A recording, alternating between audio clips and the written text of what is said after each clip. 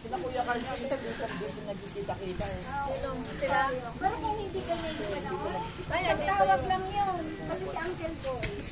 Mahirap lang pag ganyang baha. Alam nila ang style. Ate si Aileen. Pwede siya mag-git. Huwag lang talagang T'as mis où ma veste et mon t-shirt?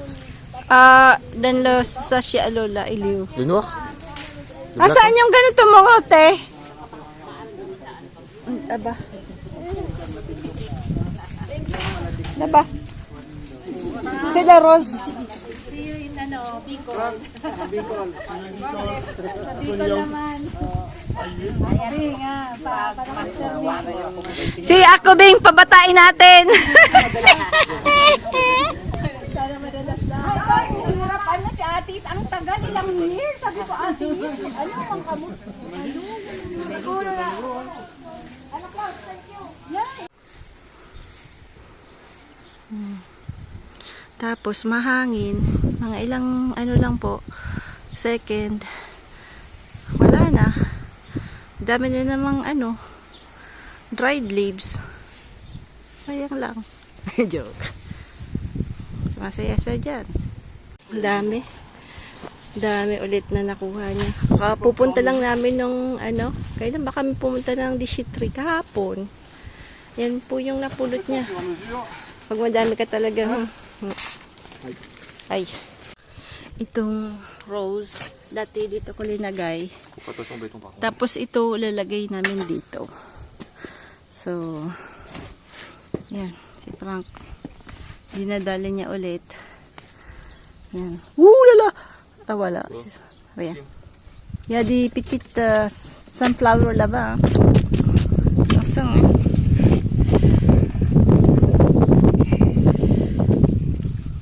Hukay ng hukay.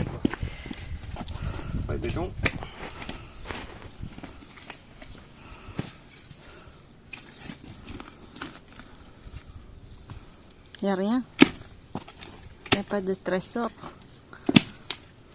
Bah, si on trouve un trésor, ça va être un cadavre là. Cadavre. Bah, attends. Oh, monsieur, j'ai les riz. Maman.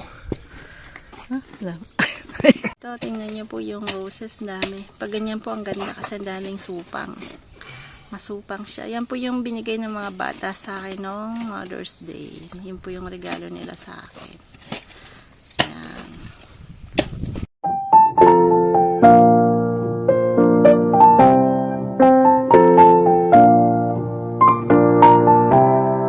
Madali ang luto lang po ako. Ayan lang ako. Nag-pork steak lang po ako. Ayan.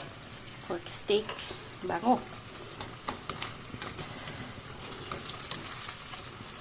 Lagyan ko ng malalaking adobong sibuyas. Joke.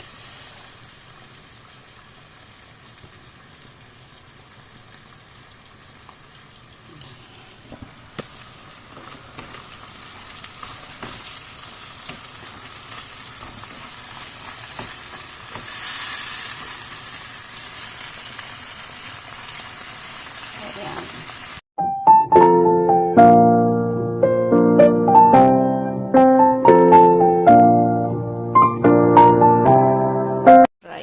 Bali, chorizo. Mayroon pa pong natirang Chinese chorizo na po. Ayan, lalagyan ko din po. Tapos, bawang lang. Yan. Yan lang po yung ano namin today. Fried rice tayo. Fried rice.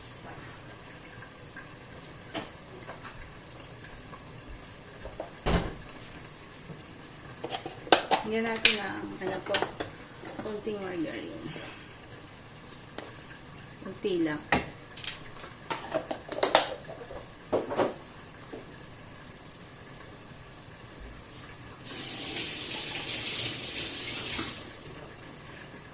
Mga gulay na ganito po, lahat yan sa garden na po. Hindi na ako bumibili ng mga aromatics kasi lahat po yan merong nasa garden natin. O yan po yung kinagandaan pag may garden. Tapos ito, yung inuto ko pong bitis. Paborito ko po yan. So, madamihan po yung niluluto ko. Tapos, kuha na lang po ako.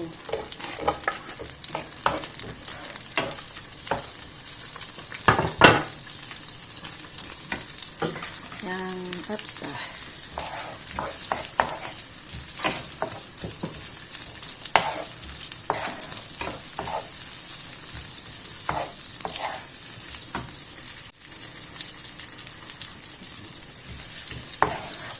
lutuin natin yung chorizo para magbigay po siya ng konting mantika.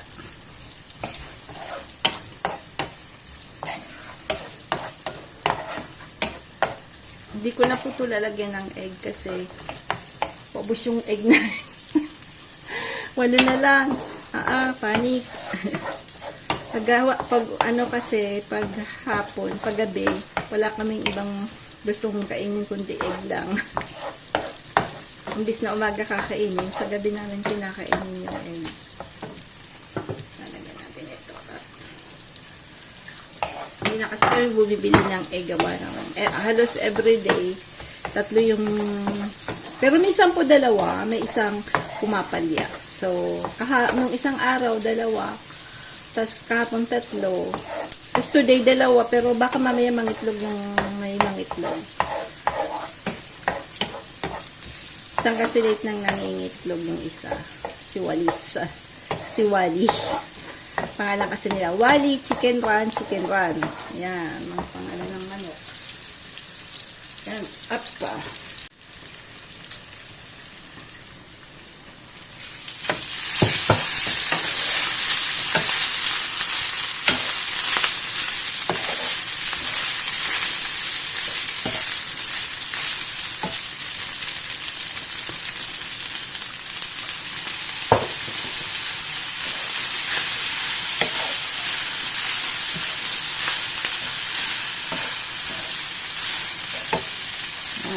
Sarap niya. Gawin natin yung ano. Tapos sabi bigyan si George. Kasi, hanggang sa kanya, magugusto natin. Gusto niya rin yung ano, yung rice na po. Kasi hindi naman siya nakakapagawa ng rice na ganito.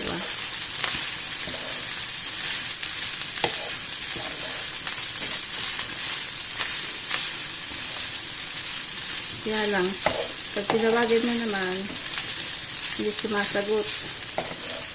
Minsan kasi, may inilalagay sa binti niya. Naku, hirap po siyang maglakad. Maba talaga pagka tumatanda na. Medyo, ano rin po, no? Ayan. Ayan natin to. Yung pork, ano natin.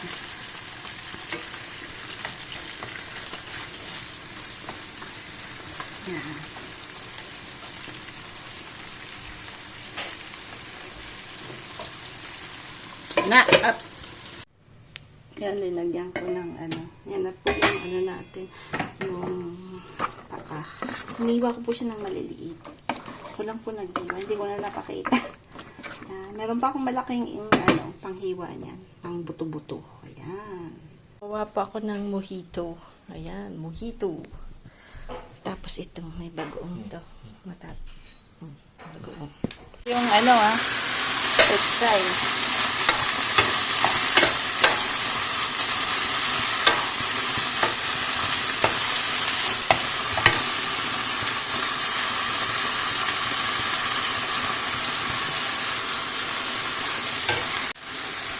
Multo tayo sa ating gulayan, no? Yan, gulayan sa France. Sa France po ako naka-base sa mga bagong subscribers po. Ayan. So, ano po to?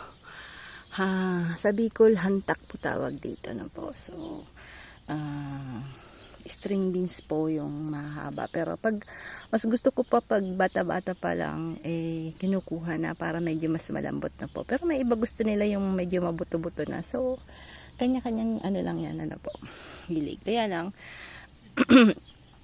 ang problema lang po namin dito sa France, nakakapagtanim lang po ako ng mga ganitong halaman during summer lang na po. So, beginning May, minsan nga po May, dapat mga mid-May kasi minsan po nag-frost pa po dito sa amin. So, in the morning minsan po nag-negative pa rin. So, pag mas maaga po yung tanim nyo kahit tomato, minsan po namamatay. So, dapat uulitin nyo na naman ulit po. So, kailangan madami po yung reserve yung mga pananim na po, tsaka buto-buto. Pagka ako po dinala ko lang po yung mga buto-buto. Tapos yung iba, binili ko na rin dito. Pero all of, siguro mga 80% po galing Pilipinas. Yan. Tapos minsan po nakakahanap din po ako. Mahilig po ako mag-flea market. Ayan. So, new baby natin ito. Yung gabino po. So, pwede natin kainin yung yung unod niya na po. So, sabi sa Bicol unod. Yung root crop niya po. So, pwede natin siyang kainin. At ewan ko lang kung pwede natin itong kainin yung leaves niya, no? Titingnan natin. Try natin one time. Pag medyo madami-dami na, i-try natin kung hindi siya makate. Kasi sa Bicol, pag makate, pag dapat puti lang. Pero minsan po mayroon namang medyo mapula pero hindi makate. So, try din natin yan. Tapos dito nagtanim po ako nung yung galing na fruit kay George. Nagtanim po ako ng buto-buto dito. Tapos dito naman yung buto-buto nung apricot namin kasi ang tamis po. Sobrang tamis. So sana makapagpatubo po tayo pero pwede naman natin isiksik dito sa sa lupa na po. So doon nagtanim din ako ng yung buto lang yan ng lemon na po dito. Ayan. Tapos ito naman po, maganda nito. Yung mga sakit-sakit po ay nakukuha niya. Pero hindi effective kasi dito may sakit. So tinitreat ko po yan yung mga ganyan. Kasi pagka sobrang dami namamatay po yung halaman natin. No? So kailangan nyo po lang ng spray bottle. Tapos baking soda.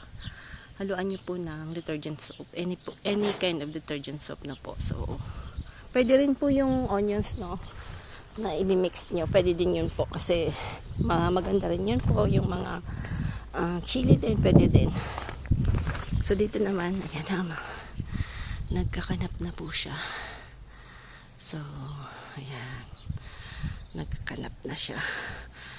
Tapos ayan, lumalaki na rin po yung mga natin. Dito po kasi sa France, mahilig po sila sa natural na fence na po, although mayroon na pong sa likod na parang harang, nilalagyan pa rin nila ng natural fence para mas maganda na po. Kaya lang, problema lang, syempre pag bata ka okay lang kasi kailangan mo po siyang ititrim, no, yearly. Mahal din po pagka nagbayad ka ng magtitrim, pero kung bata ka pa naman, pwede pa naman magtitrim. Si Frank naman medyo bata-bata pa. Tapos ito, melon. Tinry ko lang. Ito, binili ko po yung pananim. Ayan, try lang natin. Tapos mga basilic. Nilagay ko po sa lupa kasi aalis po kami ng 10 days. Pero may aas po kami na magtitingin ng bahay na po tsaka sa manok. So, pero yung mga iba po linagay ko na rin sa ground na po. Para kung mamatay yung nasa paso, meron tayong Tapos ito na yung kalabasa. Baba na po siya. Yan, kinukuha niya na lahat. Gusto namin linisin dito ni Frank. Tapos ito mga wild tomatoes lang yan. Kasi last year mayroon pong tomato tree doon. Yung mga na-fall down na ripe, yan po yung nangyari. Hindi ko na po tinanggal. So naging parang siya, wild na tomatoes. Pero pwede na rin yan. Tapos ayan na po yung ating sayote. Yan. Malapit na siya kung magkanap everywhere. Ayan. Tapos ito naman mga pananim pa rin. Sili. Tomato na miga na lang tumubo dyan. At ito yung salad na tinanim ko para sa manok na po. Para at least meron po silang gulay. No? Kasi sabi ni Ors, tumataba na raw. Kasi ito mga tomato rin na tinanim ko. Ito malalaki po ito, hindi ito yung maliliit. So, yan, malalaki po siya. So, yan. Lagi ko lang binabantayan itong mga dyan, tinatanggal natin yan na ito. Yan na po yung mangyayari pagka tinatanggal nyo po yung mga sumusulpot dito, no. Yung fruits nyo po ay mas malaki at talagang maraming bubungahin. Tingnan nyo po. Ano po yan, hindi po kami bibili ng tomato ng ilang, siguro itong summer na to na po. So kailangan ko pong mag-isip para maging i-conserve po itong tomatoes kasi madami po siya. Tapos marami din po tayong magiging talong. Yan, dalawang ganito. Tapos may puti po tayong talong na nandun sa kabila. Yan, ito po yung mga tomato natin. So madami yan. So ito po from seeds lang to. Yung kinain pong tomato nung colleague ko, tinanim niya na po. So bigay niya po to sa akin na maliliit. Sobrang liit. Makita niyo po sa old videos. Tapos linagay ko po siya sa malaliit na pots. Tapos pinalaki ko muna bago ko po siya transplant. Tapos may konti tayong patatas. Kasi syempre paborito ni Frank yan. Hindi ko masyadong paborito yung patatas. Kasi rice po talaga ang paborito ko. Pero yung kamote paborito ko. Gawa ng talbos na po. Yan. So, nagtanim po ako ng 2 talbos. Tapos yung iba, ginanon ko. At tinanim ko na lang ulit. Sana magkaroon po tayo ng unod kahit maliit lang. Tapos ito malalaking tomato rin yan. Tapos ito binili ko to. Siguro bell pepper yan. Ano po. Tapos alokbati. Ayun. Alokbati. Mataba na. Yan po yung mga tinanim ko, yung mga namimiss kong halaman, pagkain. Tapos ito yung puti nating yan, puti nating talong. Tapos ito, pechay daw to. Pero mukhang nagiging pechay na rin talaga siya. Kasi nung una parang mabalbon, no? So akala ko parang hindi pechay. Pero ngayon pechay na rin. So nabili ko lang yan po sa Pure Gold yung sachet niya. So nung una parang sabi ko na nalugas ako kasi parang made in China eh. Alam mo na, galing China. Although I have a Chinese blood, pero medyo tag nito, magdadalawang isip ka na po. Sa daming pikit-pikit din, di ba? Puro pikit yata. Joke, hindi naman ganon. So wag naman natin yung tapos ito basilic.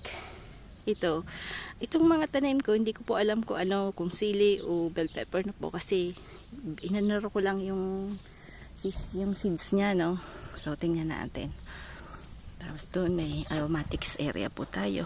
Medyo po, magsasuffer sila sa maybe overwatering or hindi natin alam, no? So tapos ito yung yan, sibulit ang tawag dito, yung maliit na onion chives.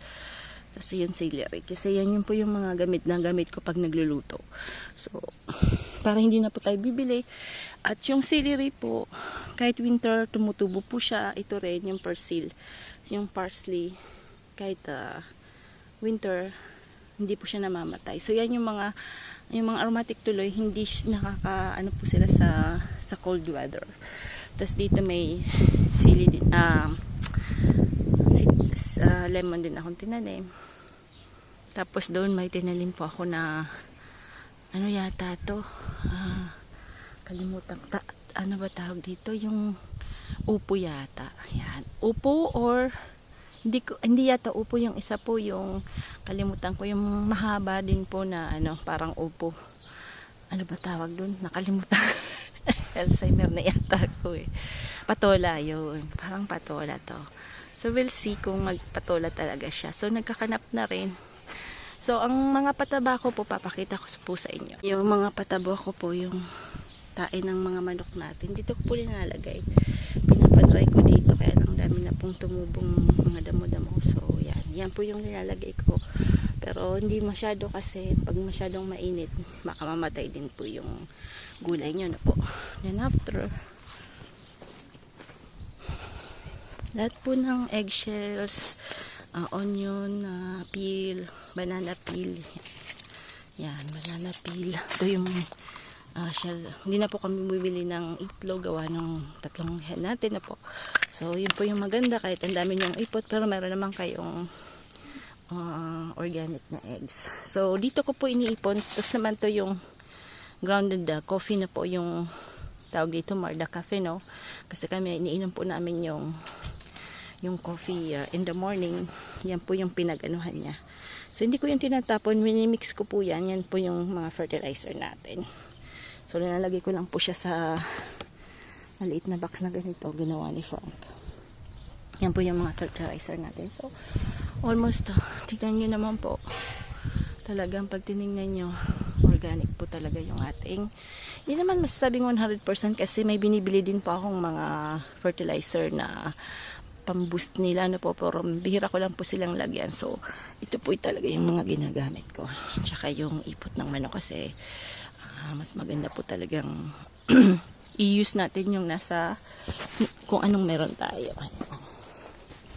So, I hope na may natutunan po kayo ng konti na kung pinapanood ko po rin yung mga videos na gusto ko rin po yung gano'n yung nakakakuha ng konting ano po something sa bahay na hindi po na natin kailangang bilhin, diba po, kasi sobrang mahal na ng mga bagay-bagay ngayon, lalo na po yung mga fertilizer, sobrang mahal na pwede naman pala natin gamitin yung leftover sa bahay or something natin yung throw natin.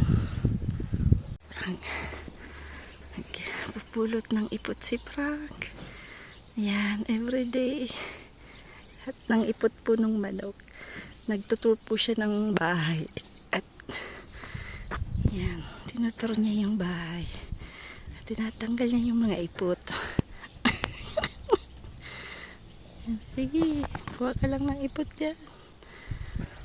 Doon pala pong ginagamit ko yung abo.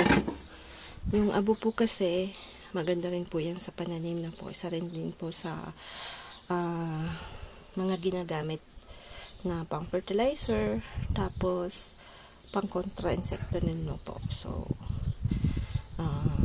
nilalagay ko din po yung ashes sa ating garden. Ayan. Kaya minsan kahit hindi pa ako nagluluto, nagpapa-usok-usok ako dito. At kinukuha ko po yung abo kasi ang dami naming kahoy. Ito pong kahoy na to, yearly kasi kaming nagkakat. So, hindi po namin tinatapon. Pinupunta namin dito na po. So, yan po yung ginagamit kong pang outdoor cooking na po. So, yan po yung mga bagay-bagay na ginagamit ko sa gardening. Yan, salamat po sa mga new subscribers at sa mga walang sawang nanonood. Maraming pong salamat. Yan, ganda ng sunflower. Ang tangkad lang. Sobrang tangkad niya talaga. Tapos dun sa isa, ganun din. Ganda. Yan. Sobrang tangkad na sunflower. Yan, matangkad. Linisan ko po banda dyan. Dito. Yan, lilinisan natin kasi para gumanda-ganda naman yan. Paalis pa naman po kami. So, tatanim po tayo dito ng, gusto ko po sana taniman ng ibang bagay, kaya lang, siguro, kangkong na lang po itatanim ko, kasi, mahilig po din ako sa kangkong, tsaka masarap yung kangkong, at hindi po siya masela na po. So, yan, kangkong po tatanim natin dito, puro kangkong na lang tatanim natin dyan, dito sa bandang to, tas dito, yan, para, maging kambing na lang tayo, joke. Ayan. So, dito to tayo. Gawa po tayo ng maraming kangkong dito. Madami kasing binigay ni bro na isang malaking ano po yung binigay niya sa akin na kangkong. So, gagamitin natin yan. Salamat kay bro. Kay ka farmer na po. Yan. Tingnan natin kung di mahuhulog tong camera na to. Kasi nahuhulog eh.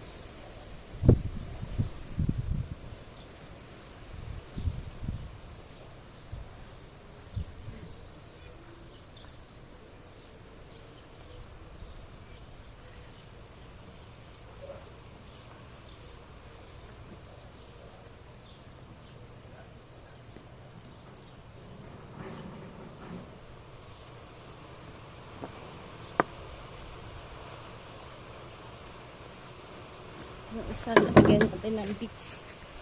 Ayan. Hanapin natin yung seeds na po. So, ayan. Init na. Diligan na natin bagong tanim.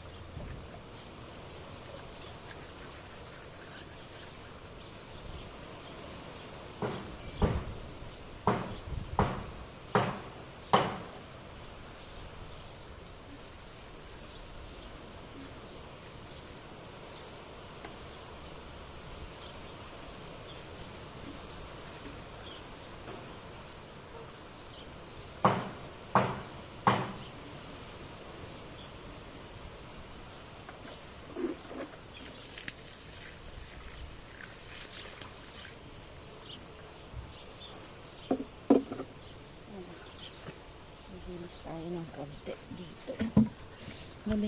Gagamitin ko yung asado.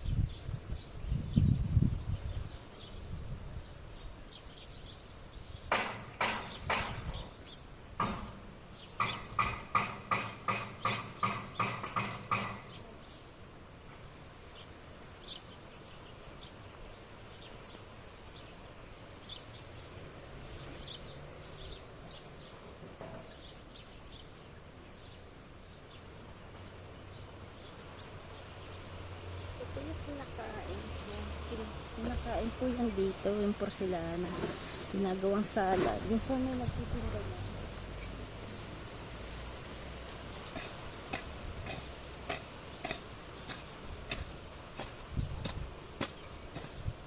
Natikman ko na yan.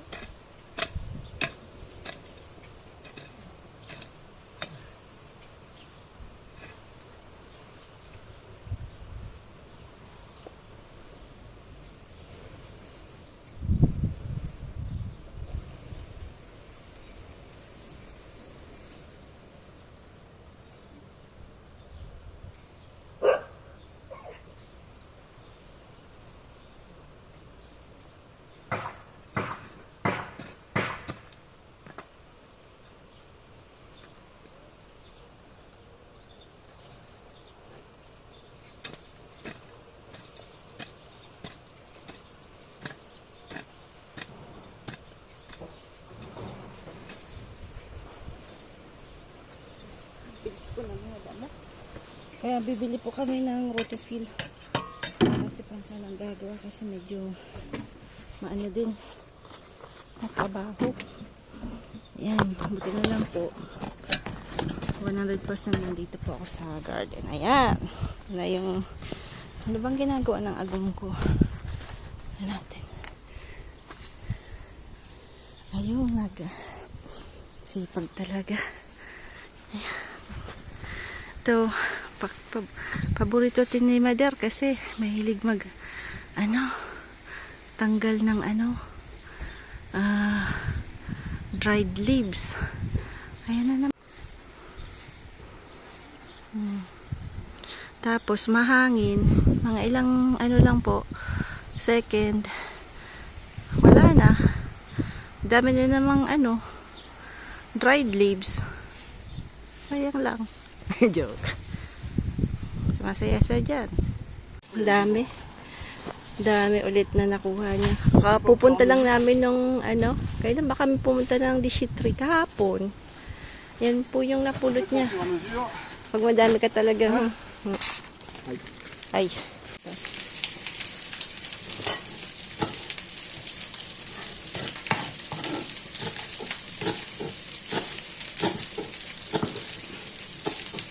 Chinese types lang yan.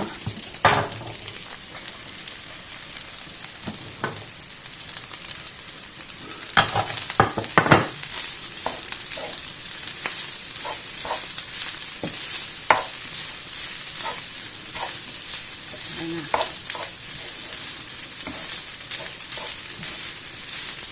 Ganda po pag may green-green, no? Ayan, kakainin namin. Ayan, bon appetit sa lahat.